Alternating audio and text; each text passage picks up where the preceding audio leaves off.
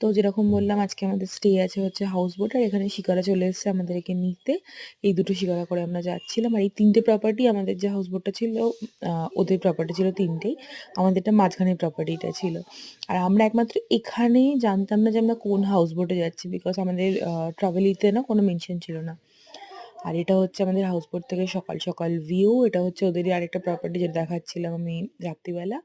আর এই পাশে আরেকটা প্রপার্টি ছিল। আর উল্টো দিকে পাহাড়, ওই পাহাড়টার উপরে শঙ্করাচার্য মন্দির আছে। সকালবেলা ফুল নিয়ে চলে এসেছিল, একটুখানি ফুল টুল কিনে নিলাম।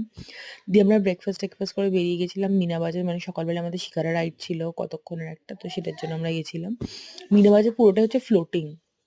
আর এখানে মানে লোকজন এরকম শিকারা করে আসে যে আমরা এখানে আইসক্রিম নিচ্ছি, কাবাব পাওয়া যাচ্ছিল, তারপর বিক্রি করছিল, জুয়েলারিস বিক্রি করছিল। আমরা জুয়েলারিস পরে কিনেছিলাম যখন ফিরছিলাম তখন।